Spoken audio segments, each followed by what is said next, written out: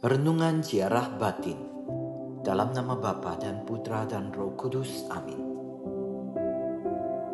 Dalam kitab Amos dikisahkan betapa serakah dan curang orang-orang kaya yang dengan keji menginjak-injak orang miskin.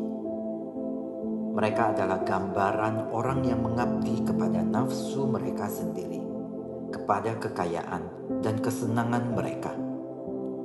Mereka adalah gambaran orang yang mengabdi Mamon. Seperti yang dikatakan Yesus, mengabdi Allah dan setia pada hukumnya jelas sangat sulit. Karena itu tidak mungkin mengabdi kepada dua tuan.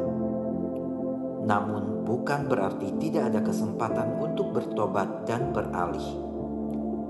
Kisah bendahara yang jujur menunjukkan kesempatan dan kemungkinan itu.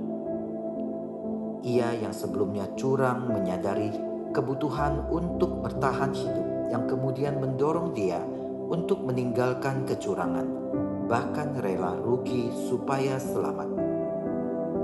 Kisah dalam Injil ini mungkin terasa sangat dekat dengan kita, bahkan mungkin pernah kita alami atau lakukan.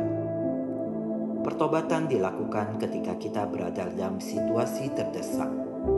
Demi menyelamatkan diri, kita rela berbalik arah, bahkan rela berkorban. Namun apapun motivasi dan situasi yang melatar belakangi pertobatan seseorang, Yesus menegaskan bahwa selalu ada kesempatan untuk bertobat. Ia juga mengajak kita untuk setia mengabdi kepadanya, mulai dari perkara-perkara kecil.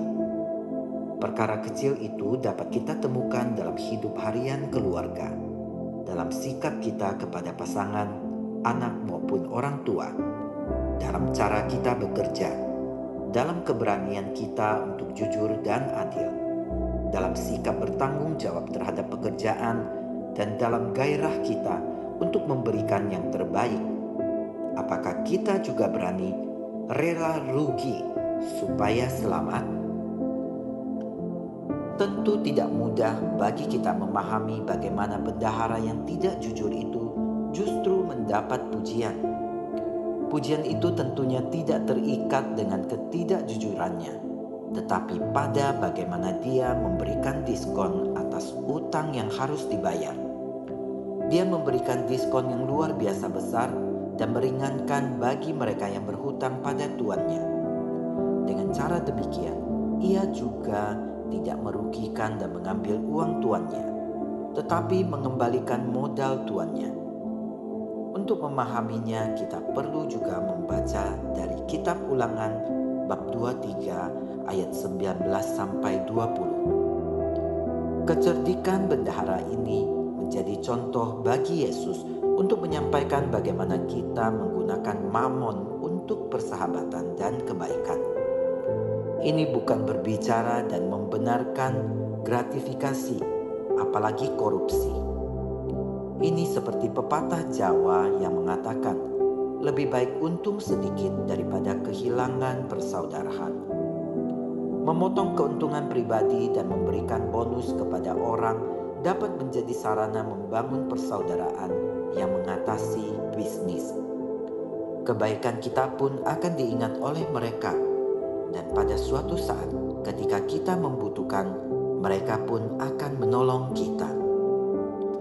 Apakah kita tidak termasuk bendahara yang tidak jujur? Marilah berdoa bersama.